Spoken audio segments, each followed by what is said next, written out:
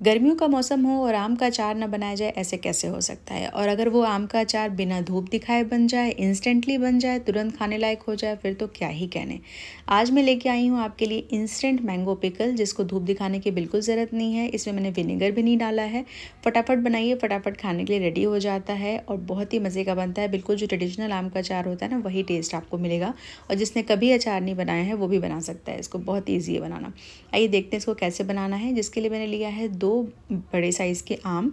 और ये जो वैरायटी आम की वो तोतापुरी आम है। ये बहुत अच्छा होता है अचार के लिए। इसमें गूदा ज़्यादा होता है, रेशे बिल्कुल नहीं होते हैं। आपको अगर मिले जाए तो ठीक है, अगर नहीं मिले तो आप कोई भी आम ले लीजिए। बस ये है कि उसमें रेशे नहीं होने चाहिए, गूदा अच्छा होना चाहिए। अब इसको अच्छे से मैंने धो के पोंछ लिया था। अब मैं बारीक बारीक पीसेस में कट कर लूँगी। छोटे छोटे पीसेस में कट करना है, क्योंकि इंस्टेंट आम का अचार है। इंस्टेंट आम के अचार में आम के जो पीसेस होते हैं वो छोटे छोटे ही होते हैं।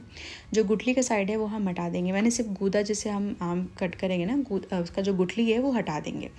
देखिए इस तरह से मैंने आम को छोटे छोटे पीसेस में कट कर लिया है। अब हम बनाएंगे इसका मसाला। तो उसके लिए मैंने लिया है यहाँ पे 1 छोटी चम्मच मेथी, 1 छोटी चम्मच जीरा और 1.5 चम्मच लिया है मैंने सौंफ। तो ये तीनों मसालों को हम इसमें डाल देंगे। एक्चुअली छोटी चम्मच नहीं है, नॉर्मल जो खाने वाला स्पून होता है वही चम्मच का ये मैंने मेज़रमेंट यूज़ किया है। तो सौंफ थोड़ा ज़्यादा जाएगा मेथी और जीरा से, मतलब जीरा और मेथी मैंने 1 स्पून लिया है, 1-1 स्पून, और सौंफ जो है वो 1.5 स्पून लिया है। अब इसको हल्का सा भूनेंगे हम, बहुत हल्के से खुशबू आने लगेगी तब तक। उसके बाद हम गैस बंद करके ठंडा कर लेंगे मसाले को और इसको हम ग्राइंडिंग जार में डाल लेंगे। इसको हमें ग्राइंड करना है, बट इसके साथ में हम कुछ और मसाले इसमें डालेंगे।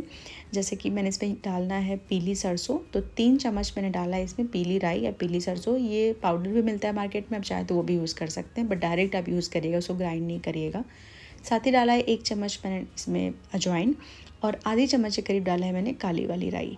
यहाँ 5-6 मैंने लिया है साबुत लाल मिर्ची, वो डाल रही हूँ। ये जब हम पीस के यूज़ करेंगे ना तो अचार में बहुत अच्छा कलर और टेस्ट आता है। आपको अगर नहीं है आपके पास तो आप तीखी वाली लाल मिर्ची पाउडर भी यूज़ कर सकते हैं।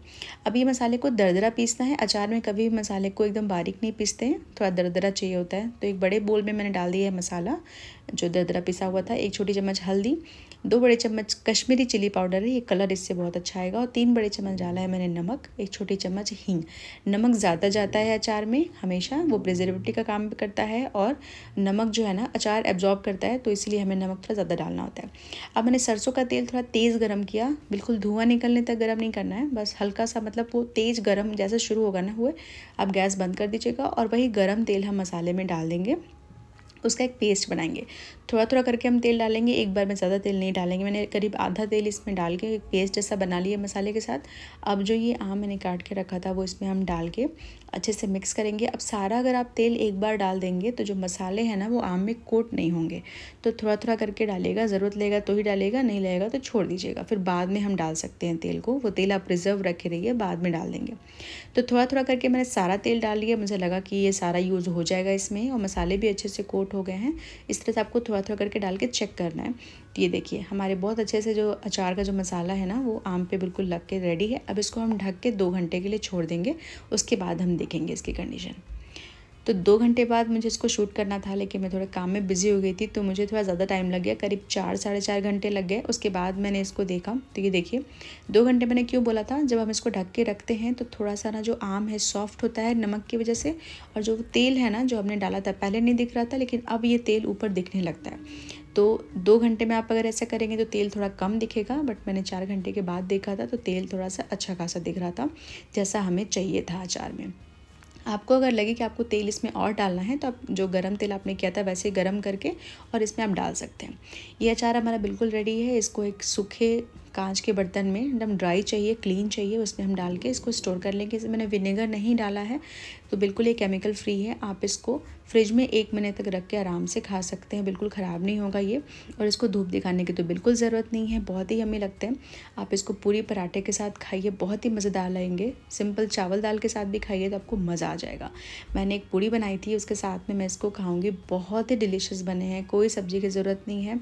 और सबसे अच्छी बात है कि आप ये अचार बना के तुरंत खा सकते हैं और फ्रिज में रखिए। जब भी आपको खाना है थोड़ी देर के लिए बाहर निकालिए, नॉर्मल रूम टेम्परेचर पे आने दीजिए, खाइए, मज़ा आ जाएगा।